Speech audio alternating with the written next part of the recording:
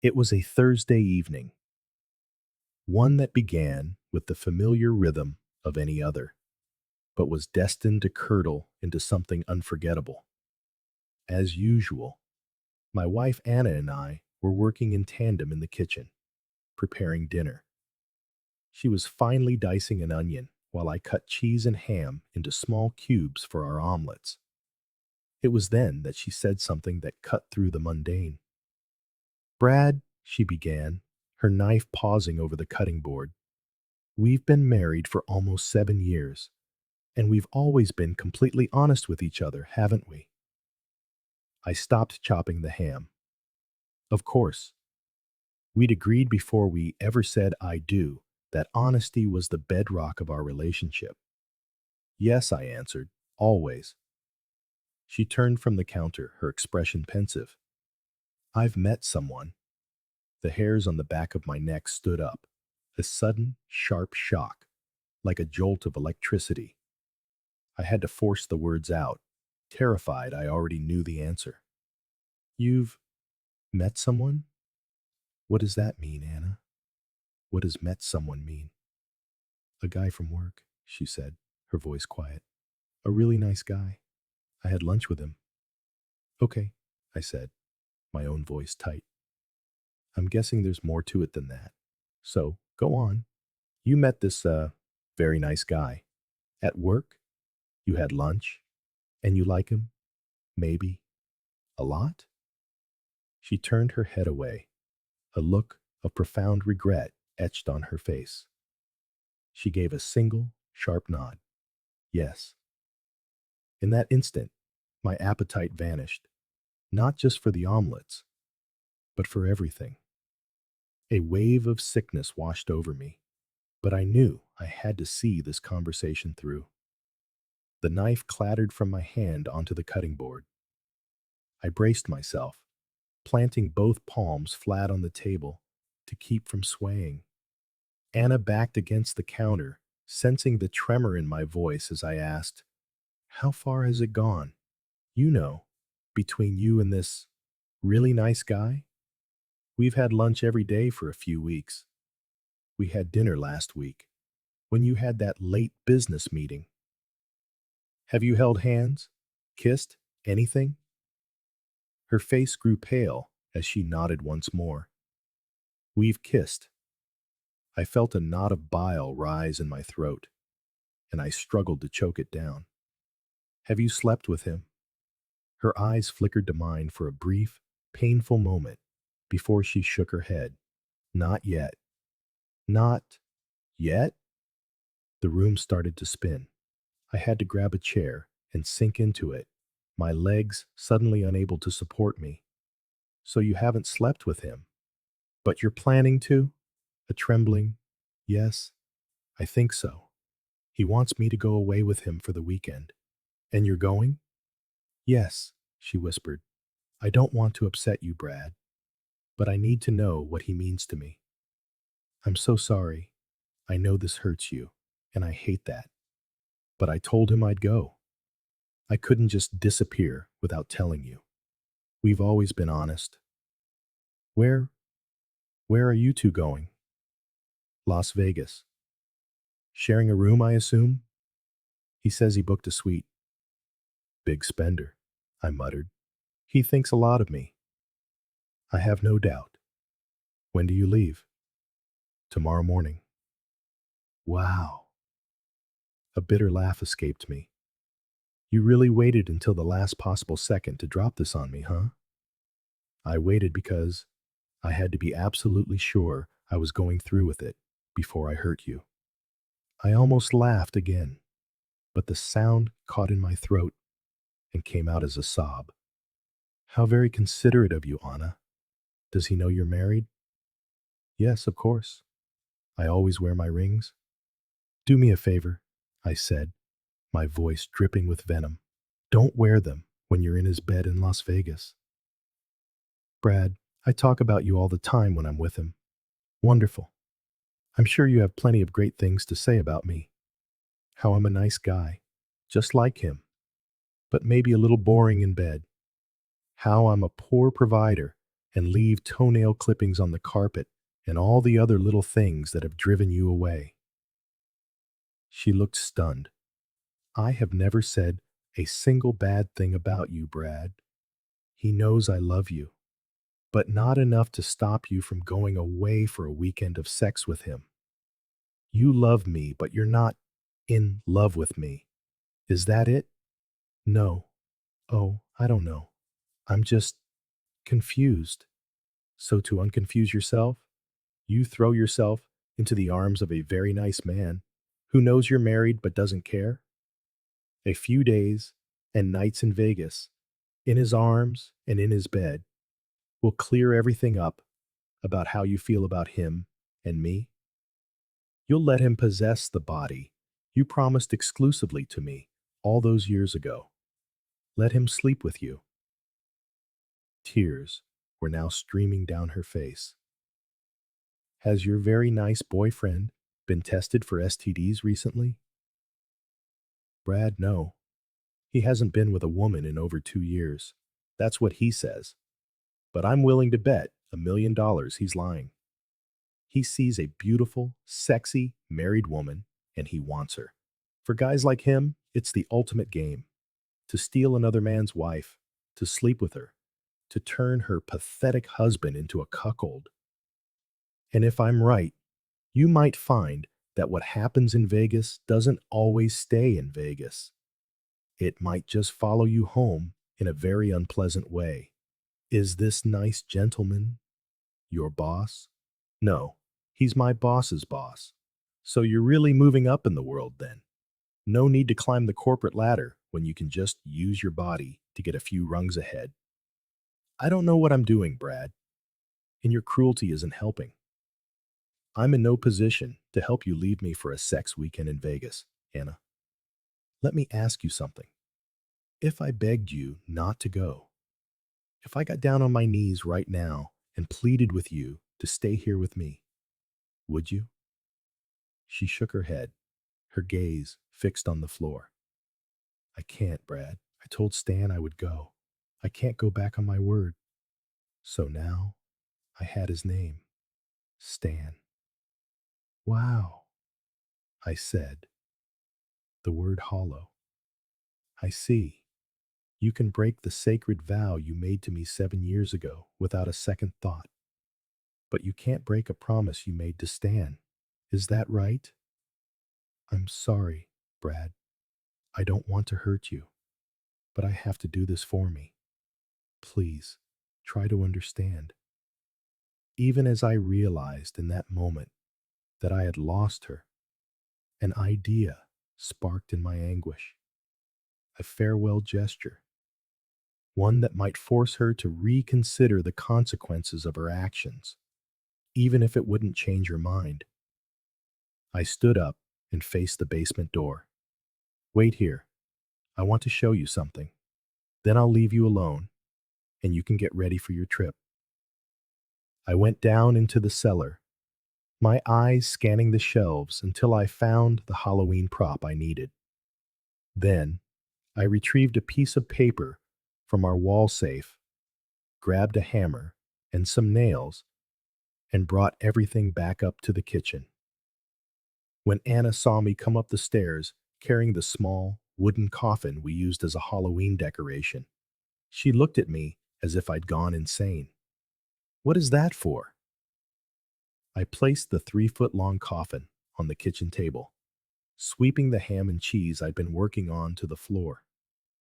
Just indulge me for a minute, I said. We've been together a long time, and before this is over, I want to show you something.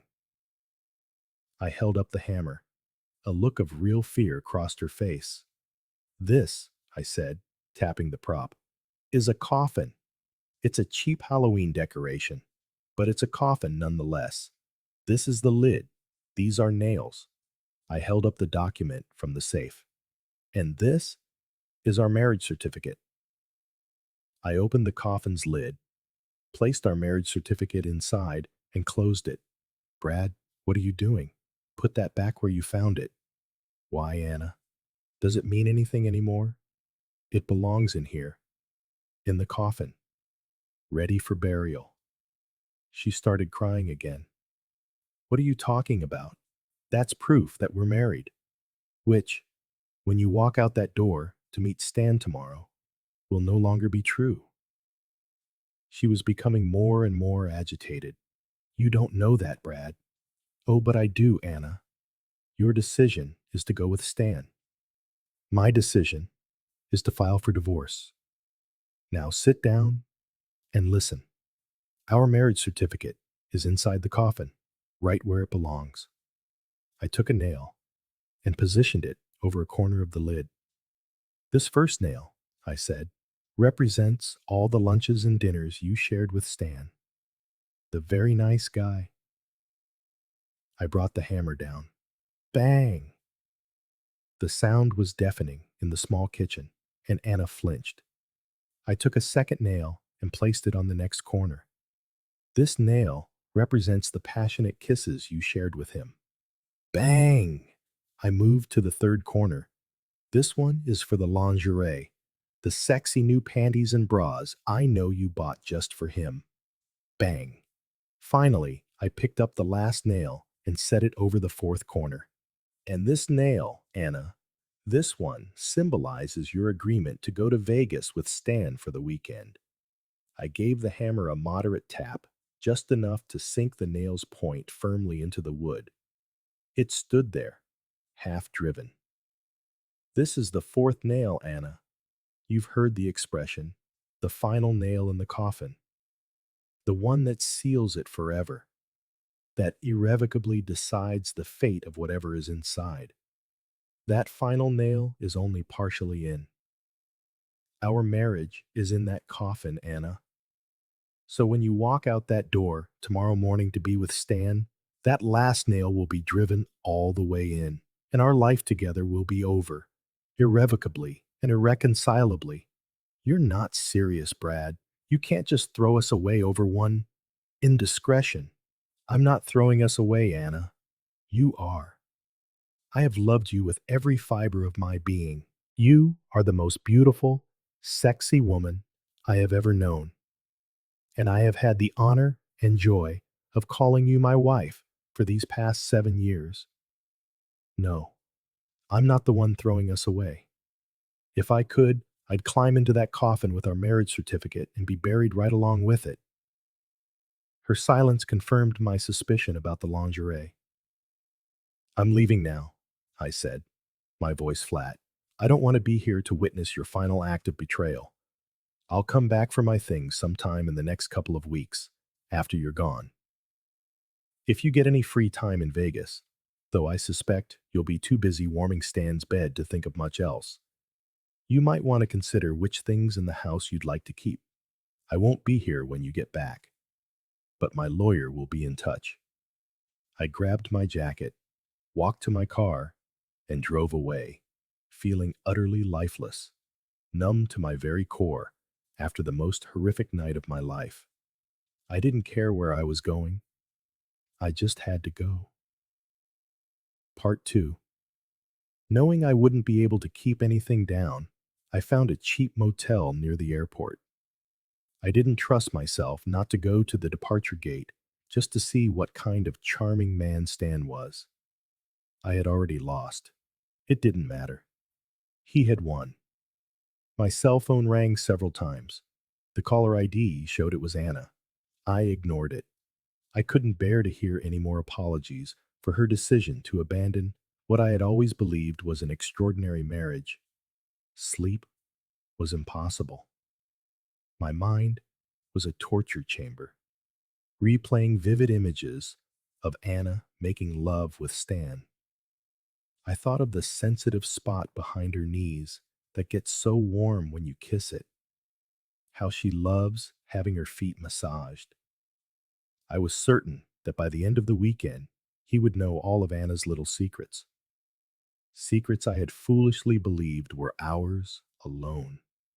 What a pathetic fool I'd been to think I could ever truly possess her, that she was mine forever.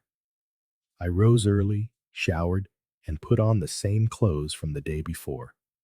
I drove to the nearest Denny's for coffee and toast. It was all I could manage. No matter how hard I tried, I couldn't stop thinking about what Anna was doing at that very moment. I was trapped in a sickening spiral, picturing my wife, the one person I thought would be part of my life forever, holding hands with him on the plane, kissing him in the taxi, rushing through check-in just to get to their room and begin. I never understood how crippling it was to be cheated on, though I'd heard others describe the depths of the pain. At 8:30, I called my office. I didn't tell my assistant the truth, only that I wouldn't be in. When she asked if I was sick, I told her yes, and that I hoped to feel better by Monday. When I hung up the phone, I saw that Anna had left me at least a dozen missed calls. A quick search revealed a dozen more texts from her. I didn't read them, but I didn't delete them either. The last message and the final call had come in at 7:45 p.m. I assumed she'd finally given up and gone to join Stan, the woman-stealing son of a bitch. I refused to call him a charming man ever again. He was anything but. When the time was right, I knew I'd find a way to make him pay. I waited until 10:30 to head home, just to be safe, to gather what I'd need to start my new life as a single man. Reality, however, had other plans. The moment I pulled into my own driveway and hit the garage door opener, I saw her car. I cursed myself for even daring to hope she might have stayed. Face it, you idiot, I told myself. She left you for a better deal, a guy who'd take her to Vegas. Now, wake up and move on. You might never find another woman as beautiful as her, but you have to move on. Crossing through the kitchen, I noticed the ham and cheese I dumped on the floor had been cleaned up, and the coffin was no longer on the table. Probably in the trash, I figured. So much for my little object lesson. It hadn't seemed to sway Anna's decision-making one bit. The house was eerily silent, and looking around with the raw eyes of a heartbroken man, it felt alien. Damn it, I had to stop torturing myself. I started up the stairs to the master bedroom, wondering how long it would be before Stan was with my wife in what had been our marital bed. Curiosity got the better of me, and I looked. The marriage license I had locked away was now lying between two pillows at the head of the bed. It seemed she didn't want to leave this particular trophy behind. I spoke aloud when I saw the coffin in the middle of the bed, its lid pried open, a crowbar lying beside it. Someone, Anna, presumably, had gone to a great deal of trouble to remove the 10-penny nails. I turned toward my dresser to grab socks and underwear when I noticed three exquisite, and I'm sure very expensive, bra and panty sets slashed to ribbons on the table by the window. They were scattered over the sexiest yellow peignoir I had ever seen, also shredded. On top of the pile was a piece of paper with the words, "I can't share what isn't mine," written in black marker.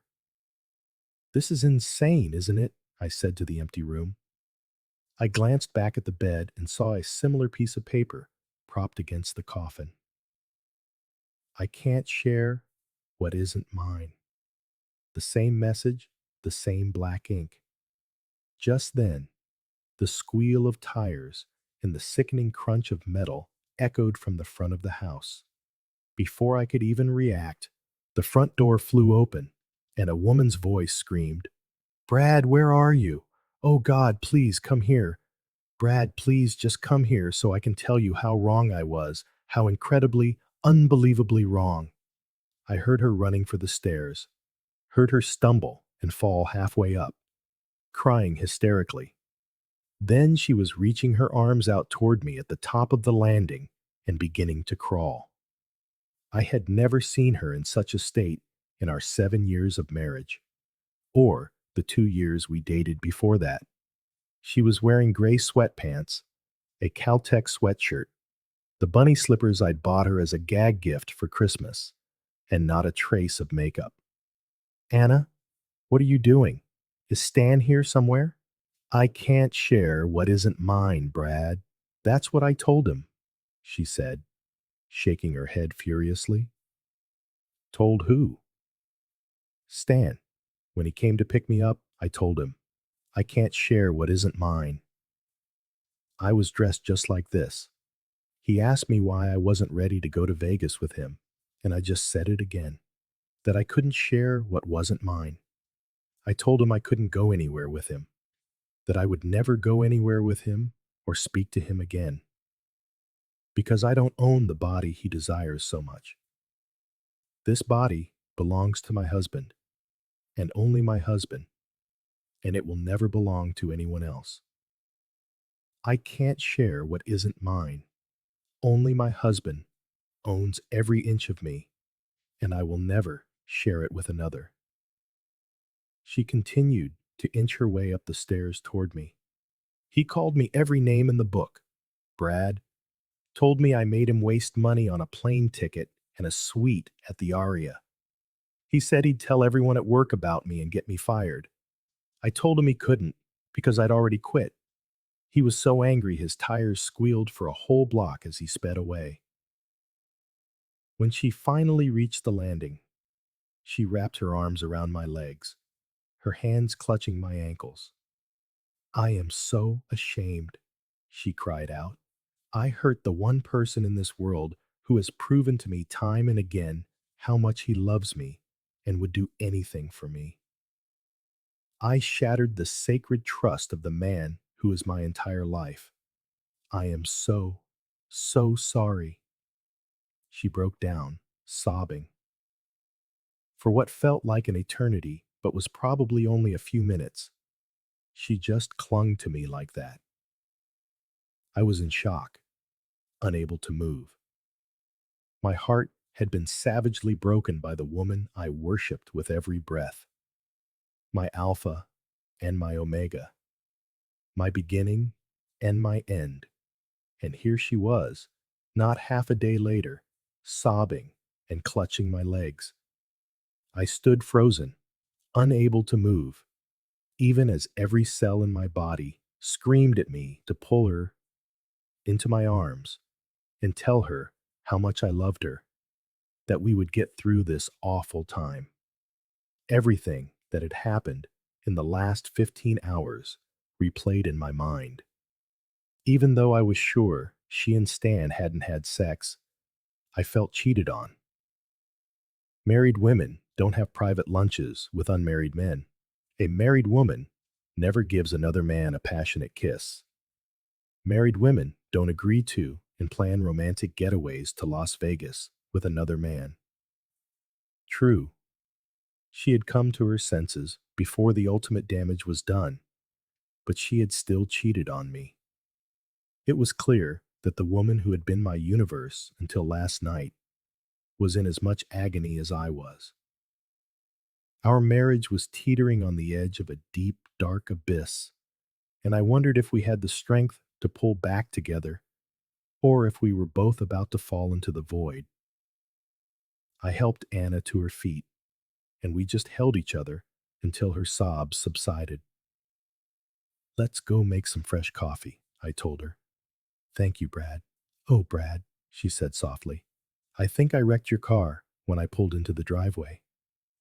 Yeah, I heard, I replied. We'll talk about that too. After helping her back down the stairs, I went to the kitchen. As we sipped our coffee, I asked her, what made you change your mind? Last night, you were so certain you had to go with Stan. What changed? Her dark eyes were still swollen and red as she glanced at me over the rim of her mug. You buried our marriage. What do you mean? You put our marriage certificate in that awful coffin and nailed the lid shut. After you left, I went upstairs to pack, but all I could think about was our license in that dark, terrible place. Our marriage was over. You were burying it. It was somewhere with no air, no light, and it couldn't get out. Then I started thinking about all the wonderful things that license had brought us, all it had meant to me. We were a team. We were so happy together. And I thought about the happiness you'd always given me. I think I must have fallen asleep because I dreamed I was in that coffin, that dark place, and I felt like I was suffocating. It was so real, it woke me up. And I knew I had to somehow get the lid off that coffin and put our marriage back where it could breathe, where I could breathe. She let out a small laugh. I never realized how well you hide your tools. It took me at least an hour to find the crowbar, and another half hour to drag the coffin to the bedroom and pry the lid up enough to get our license out. I was obsessed. I had to get it out before you could drive the final nail into the coffin. When did you decide not to go with Stan? Her laughter warmed my heart again. About 2 seconds after you walked out the door. I knew I could never leave with Stan or anyone else. I felt so stupid and so ashamed. How could I treat the only man I have ever loved the way I treated you? I tried calling you over and over, but you wouldn't pick up. Then I started texting, but that didn't work either. Much later, after I finally got the coffin open, I thought about how I would tell Stan I never wanted to see him again. I took off all my makeup and got out your old Caltech sweatshirt and sweatpants and put them on. My eyes were already red from crying, and I wondered just how beautiful Stan would think I was when he saw the real me, the one you see all the time and still love. You're the most beautiful woman I've ever known, Anna. Even now, you look perfect to me. And that's when I knew I had to do whatever it took to win back your love. I hadn't packed much, but when I opened my suitcase, my stomach turned at the sight of the peignoir sets, the panties and bras I'd bought for the trip with Stan. It was the ultimate act of betrayal, and I had to destroy them. So I took my scissors and tore them all up. I know they were expensive, but I couldn't stand to look at them. So I destroyed them, just like I thought I had destroyed you and our marriage. When I looked at our marriage certificate, I remembered our vows in front of our family and friends, giving ourselves to each other until death. I cried again, realizing I could never share myself with anyone but you. I can't share what I don't own. And that's what I told Stan when he came to get me. I walked over to where she'd placed our marriage license, picked it up, and studied it. It was so simple, stating that Anna Stanford and Brad Connolly were joined in holy matrimony on June 12th, 2005, witnessed by your best man and my maid of honor. Thank you for telling me, I said. You've given me a lot to think about. Do you think we're going to make it? That will be okay? I don't know, Anna. I hope so. But right now, I just don't know. You nearly killed me last night. I've never felt pain like that in my entire life. I felt so betrayed, so alone, so helpless. Do you have any idea what it feels like to know that the person you love, more than anything, the one you've always trusted, is choosing another man over you? Oh, Brad, I'm so sorry, she sobbed again. I was completely insane. I'll do anything to help, even if I have to die to make it better. That would hardly be effective. What I want, more than anything, is to be able to trust you again. I want you alive and well. We've always been honest with each other. You even told me how you felt last night. So this won't be as hard as it could be. How I thought I felt, Brad. How I thought I felt. So what do I do now, Anna? I don't know about you, but I didn't sleep well last night. And if you're okay with it, I'd like to take you to bed with me. I'm not sure. It might be too soon for that. Brad, we don't have to do anything. All I want is to feel you beside me, where you belong. I couldn't resist the plea in her dark eyes. Okay, but no funny business, Anna. I'm still angry with you. A small smile touched the corner of her mouth. Whatever you want, darling, she said, taking my arm and escorting me to our bedroom. Cross my heart, absolutely no funny business. Preface. For several months, things were up and down. I tried not to be surly, but sometimes the memory of that night would just come rushing back. In moments like those, Anna always seemed to know.